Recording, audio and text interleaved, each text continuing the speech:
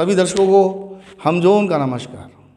मित्रों, आज का अपना ये वीडियो बहुत ही रोचक होने वाला है, क्योंकि आज हम जिस बीमारी पर चर्चा करेंगे, सामान्यतः वो बीमारी सभी लोगों को बहुत छोटी बीमारी लगती है, लेकिन अगर अध्ययन किया जाए और गंभीरता देखी जाए तो ये बीमारी बहुत ही भयानक है। WHO के अनुसार हर तीसरा व्यक्ति इस बीमारी से पीड़ित है। आज हम चर्चा करेंगे डायबिटीज़ के बारे में, क्योंकि ये बहुत अहम विषय है और हम जो उनका ये लक्ष्य है कि आप तक इसके संबंध में संपूर्ण जानकारी पहुँचे, ताकि आप अपने बचाव कर सकें डायबिटीज़ से।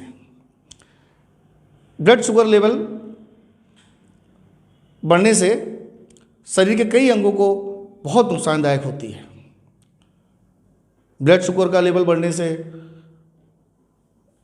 हमारे शरीर में किडनी की खराबी होने की संभावना रहती है, अंधेपन की संभावना रहती है, यहाँ तक कि हृदय रोग भी हो जाने की संभावना रहती है। डायबिटीज़ ही ऐसी बीमारी है जो आपको डायबिटीज़ से शुरू होकर बहुत गंभीर बीमारी पर ले आके छोड़ती है, और डायबिटीज़ से पीड़ित व्यक्ति पूरी तरह से जो है वो हताश हो जाता है, निर्बल हो जाता है, कमज़ोर हो जाता है। आज हम इसी पर चर्चा करेंगे, ताकि हमारे प्रयास से जो लोग डायबिटीज़ से बचे हुए हैं अभी तक, वो आगे आने वाले भविष्य में भी डायबिटीज़ से बचे रहें, और जिनको डायबिटीज़ हो चुकी है, किन्हीं भी कारणों, बदकिस्मती से कह लीजिए, अगर हो चुकी है तो वो कैसे अपना बचाव करें, उसके लिए वो क्या उपचार करें, हम आज इसी पर चर्चा करने वाले हैं। मधुमेह, डायबिटीज़, शुगर, ये हमारा आज मेन टॉपिक है। हमारे साथ हमारे एक्सपर्ट जो हैं वो उपस्थित हैं, आप सभी को इसके बारे में विस्तार से बताने के लिए, ताकि आप लोग जो हैं इससे अपना बचाव कर सकें और अपने को सुरक्षित कर सकें। और हमजोन में डायबिटीज़ के लिए कौन सा प्रोडक्ट है जो डायबिटीज़ से होने वाली बीमारी है, फिर उससे संबंधित और कौन सी बीमारी से होने के खतरा है, उनसे बचाव कर सकती हैं। मैं आपसे अनुरोध करूँगा कि वो उसके बारे में भी आपको आज विस्तार से चर्चा करके बताएं। तो स्वागत करते हैं सर हम आपको नमस्कार है सर। मैं अपने दर्शकों की तरफ से आपका स्वागत करता हूं सर। कृपया सर हमारे दर्शकों को बताएं। नमस्कार। जैसा कि आपने पूछा कि डायबिटीज़ बहुत लोगों को है और डायबिटीज़ का कारण क्या है, क्या होती है, तो सबसे पहले यही जानना ज़रूरी है कि मधुमेह हम किसको कहते हैं, डायबिटीज़ किसको कहते हैं, शुगर किसको कहते हैं। जी सर। ठीक है। ये प्रक्रिया, इंसुलिन एक हार्मोन है जो पैंक्रियास से पैदा होता है, मतलब उसको अग्न्या से बोलते हैं, पैंक्रियास से पैदा होता है। ठीक है। अगर पैंक्रियास में कोई भी तरह की बाधा आती है, जी सर, इंसुलिन कम हो जाता है, और जब इंसुलिन कम होगा तो आपका, चाहे वो इसकी दो प्रकार है, मैं बताऊंगा अभी, लेकिन इंसुलिन का कम हो जाना, शुगर लेवल आपके ब्लड में बढ़ जाना, इसी को हम डायबिटीज़ बोलते हैं। इसी को हम शुगर, मधुमेह, इसी नामों से बोलते हैं। ठीक है। ये दो तरह की होती है, एक टाइप 1 में आती है और एक टाइप 2 में आती है। टाइप 1 हम उसको कहते हैं जिसमें पैंक्रियास बाय बर्थ ना हो या फुल डेड हो, पूरी तरह से ख़त्म हो, इंसुलिन के प्रोडक्शन की कोई चांस ही ना हो। कई कारण हो सकते हैं, तो जब इंसुलिन का प्रोडक्शन का कोई चांस नहीं है तो हमको इंसुलिन बाहर से लेना पड़ता है। ठीक है। पेशेंट को बचाने के लिए अगर आप इंसुलिन बाहर से ले रहे हैं तो उसको एक लंबे समय तक ट्रीटमेंट दिया जाता है और वो सही भी रहता है। लेकिन टाइप 2 हम उसको बोलते हैं जब पैंक्रियास में इंसुलिन का प्रोडक्शन कम होता है। जी सर। दो कंडीशन हो सकती है, या तो इंसुलिन का प्रोडक्शन कम हो गया, इंसुलिन का उत्पादन कम हो गया, या दूसरी चीज़ ये है कि शरीर के सेल्स, कोशिकाएं, इंसुलिन जो बन भी रहा है उसको ले नहीं रही, उसको जज्ब नहीं कर रही। जी सर। शोषित नहीं कर रही, उस पर वर्क नहीं कर रही, तो शुगर का लेवल ब्लड में बढ़ गया। ठीक है। तो ये दो तरह की हो गई। बाकी कंडीशनल और भी है कि जैसे प्रेगनेंसी में भी हो जाता है, और वो सब कंडीशनल है, ठीक भी हो जाता है। तो मेन तो आप टाइप 1 टाइप 2 में आइए। ठीक है। तो अगर टाइप 1 में आते हैं तो इस पर आपका वर्क नहीं है, क्योंकि ये बाई बर्थ हो रहा, लेकिन टाइप 2 में आप बहुत कुछ कर सकते हैं। आमतौर पे 90% लोग इसी में आते हैं। ठीक है। और ये अब आपको जानना यहाँ पे है कि पैंक्रियास में इंसुलिन कम कैसे पैदा होता है। जी सर। पैंक्रियास में इंसुलिन कम कैसे पैदा होता है, प्रोडक्शन उसका कम क्यों हो जाता है, कितने कारण हो सकते हैं। अभी जैसे हमने आपसे बात किया था पिछले वीडियो में कब्ज के बारे में, जी सर। ठीक है, यहाँ पे आपको ये मान के चलो कि घनघोर कब्ज, घनघोर कब्ज इसको कहेंगे कि ऐसे नहीं पैदा होता, घनघोर कब्ज होती है। आपके जो जैसे ये कह दिया गया कि इंसुलिन को कोशिकाएं नहीं ले रही, सेल्स उसको अवशोषित नहीं कर रहे हैं। क्यों अवशोषित नहीं कर रहे हैं, ये जानना जरूरी है ना कि सेल्स उसको क्यों अवशोषित नहीं कर।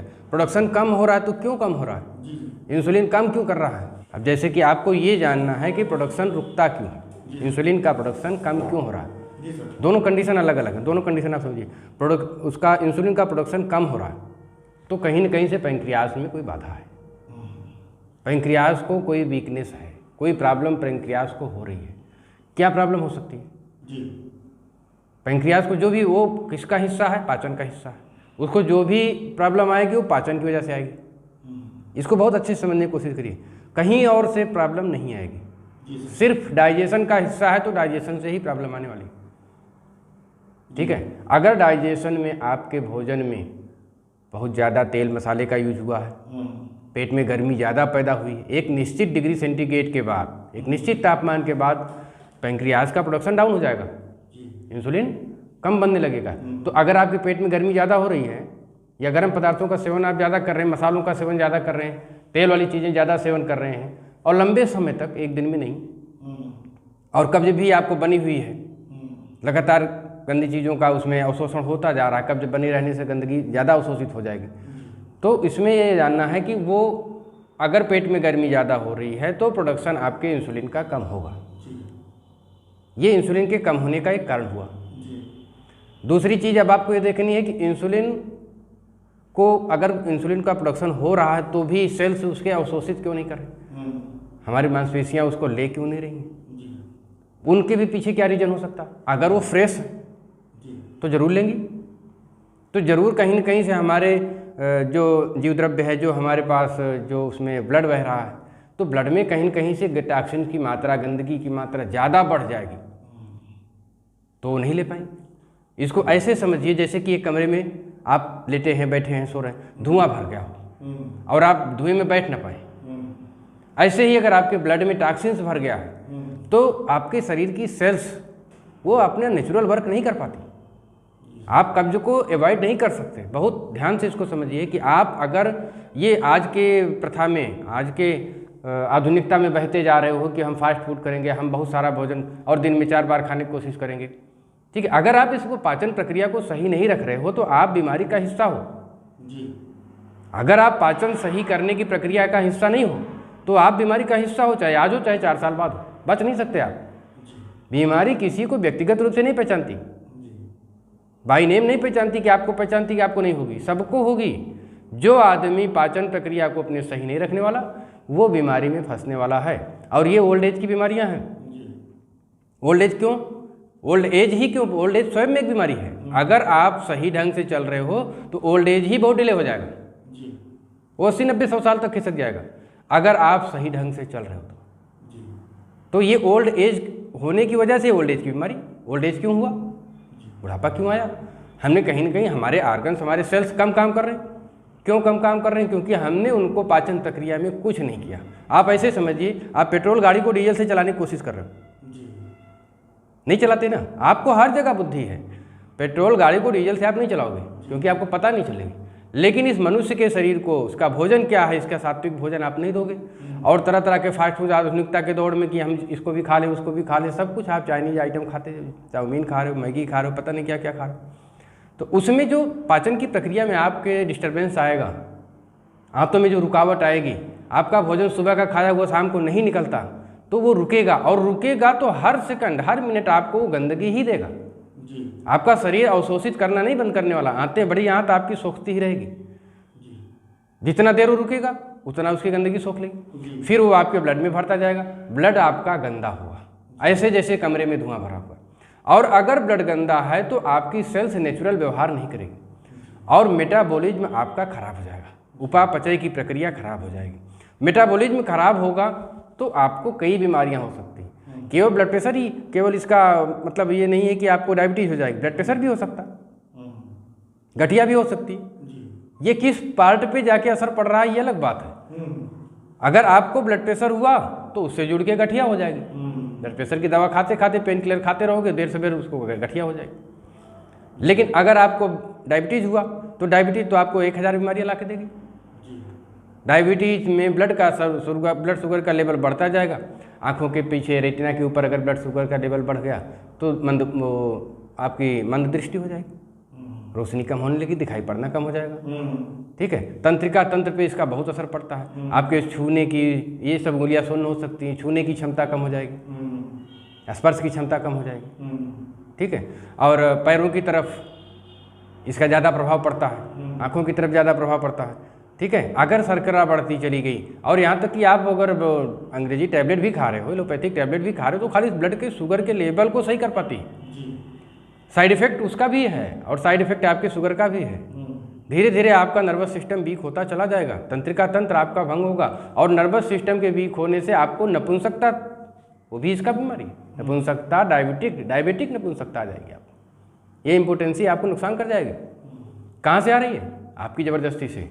आप अपने पाचन प्रक्रिया को सुधारने का हिस्सा नहीं हो, और हर स्वस्थ व्यक्ति का पर फर्ज होता है कि वो इसका हिस्सा बने। बीमार व्यक्ति तो बन ही जाएगा, वो तो मजबूर है।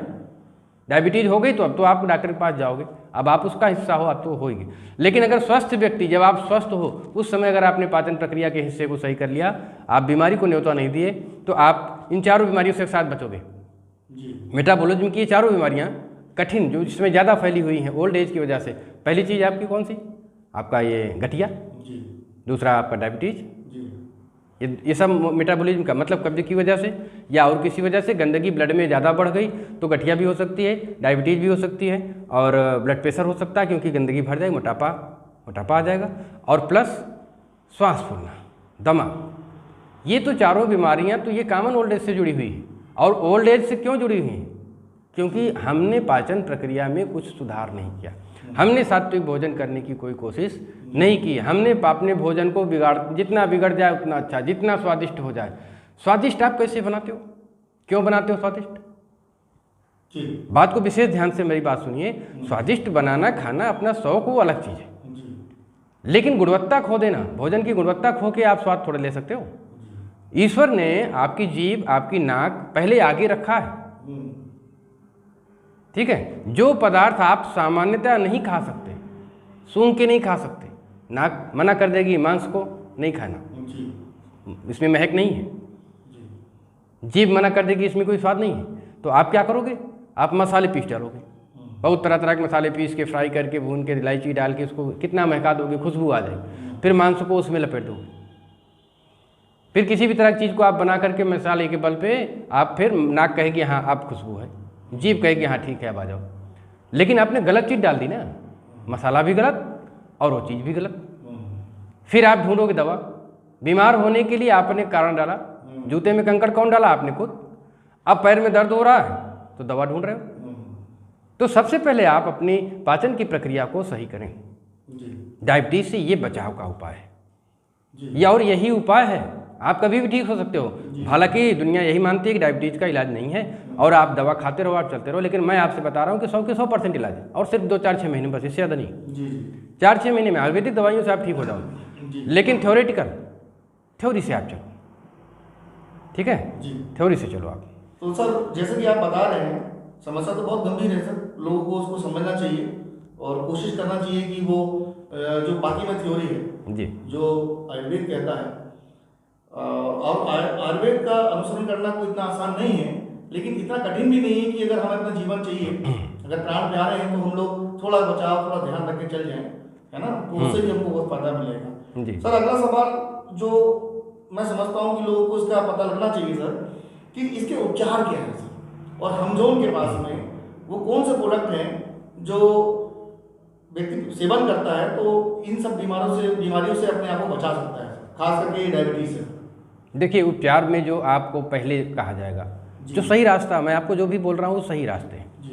मैं सीधे दवा का प्रचार करूँ, सीधे दवा बेचने की बात करूँ कि आयुर्वेदिक दवा खरीद लो, होम्योपैथिक दवा खरीद लो, एलोपैथिक दवा खरीद लो, मैं व्यापार का हिस्सा नहीं बनना चाहता। मैं आपको एकदम सीधी बात बताना चाहता हूँ कि पहला बचाव का तरीका, पहला इसका इलाज है बचाव। ठीक है। अगर डॉक्टर इसको नहीं बता रहा है, चिकित्सा पैथी आपको सीधे कहती है दवा खाइए, आयुर्वेद कहता है, अब तो आयुर्वेदिक डॉक्टर भी आपको दवा पकड़ा देता है, होम्योपैथिक डॉक्टर आपको सीधे दवा पकड़ा देता है, एलोपैथी कोई नहीं कहता कि आप बचाव करो। लेकिन आप ये मान के चलो अगर आप बचाव नहीं करते तो आप आजीवन बीमार रहोगे जी। और ये बहुत कठिन नहीं है। ये जैसे कपड़ा आपने लिया, कपड़ा बहुत गंदा है, आपने भिगोया, डिटर्जेंट डाला, उसको निचोड़ा, उसकी मैल बाहर। ऐसे ही जब आपका मेटाबॉलिज्म खराब हुआ, चाहे गठिया वाला हुआ, चाहे आपका डायबिटीज़ का, चाहे ब्लड प्रेशर का और चाहे दमा का, चारों की बात कर रहा हूँ, तो इसमें आपके शरीर में विजातीय पदार्थ, टॉक्सिन्स, गंदगी भरे हुए हैं। ठीक है। तो आपको जैसे कपड़ा निचोड़ के बाहर गंदगी निकाल दी, वैसे आप डाइजेशन सही करो, भोजन अपना सही करो। ऐसे भोजन का उपयोग ना करो जो कब्ज का कारण बने, और कब्ज ना होने दो। जब मल त्याग की इच्छा हो तुरंत जाओ। मल त्याग को रोकने से कब्ज बन जाती है। सबसे बड़ी समस्या तो यही है कि आपका कितना भी पेट सही हो, कितना भी भोजन सही हो, लेकिन आपने मल त्याग को आधा घंटा रोक दिया, प्रेशर खत्म हो जाएगा, फिर वो कब्ज हो गया। तो ये पहला तो उपाय यही है कि आप इसको कब्ज से बच जाओ, भोजन को सही कर लो।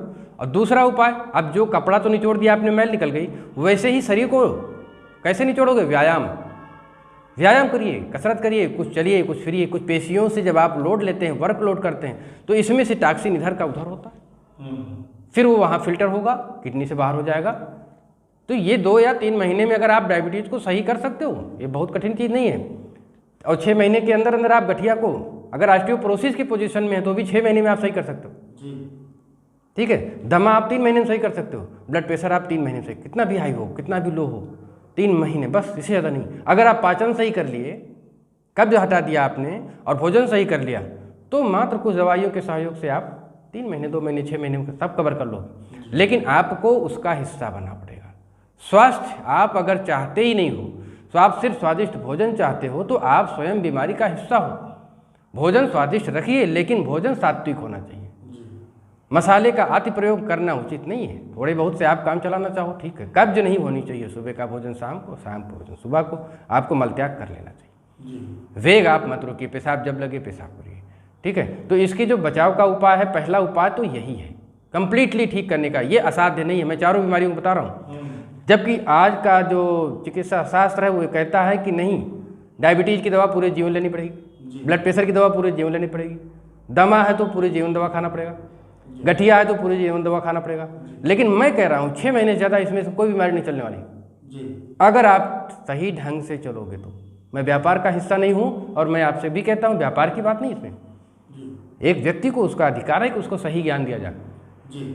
ये बहुत छोटी छोटी बीमारियाँ हैं, लेकिन अगर हम गंदगी निकाल ही नहीं रहे, कितना टॉक्सिन होगा एक शरीर में? सामान्यतः सोचिए कितना टॉक्सिन होगा। अगर उसको वजन में बताएं तो 1 किलो, 2 किलो, 4 किलो, 10 किलो, इससे ज़्यादा तो नहीं। अगर आप इसको रिड्यूस करने पर लग जाएंगे, 2-3 महीने के प्रयास से सारा गंदगी रिड्यूस कर दें, फिटनेस हो जाएगी, शरीर फिट हो जाएगी, ओल्ड एज पीछे खिसक जाएगी।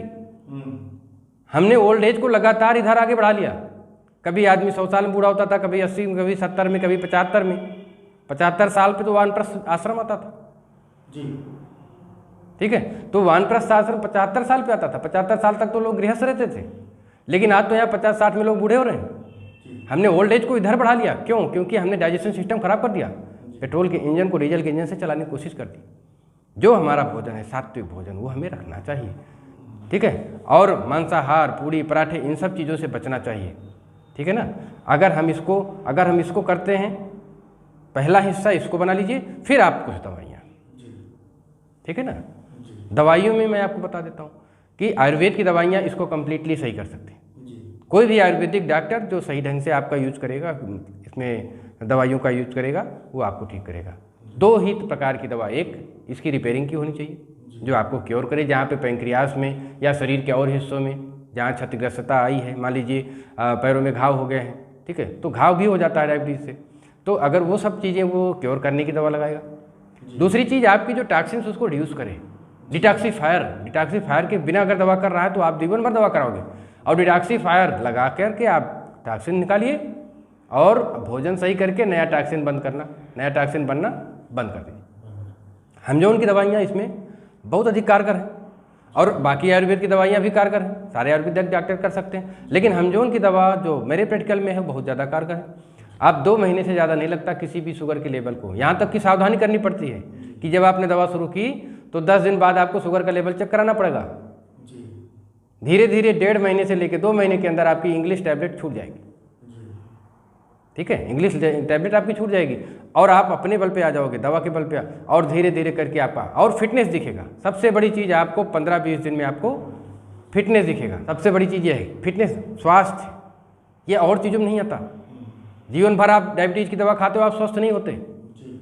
डायबिटीज़ की और आपको समस्या बता दूं, उसका मल त्याग करना बहुत परेशानी वाली चीज़, उसका घनघोर कब्ज होती है।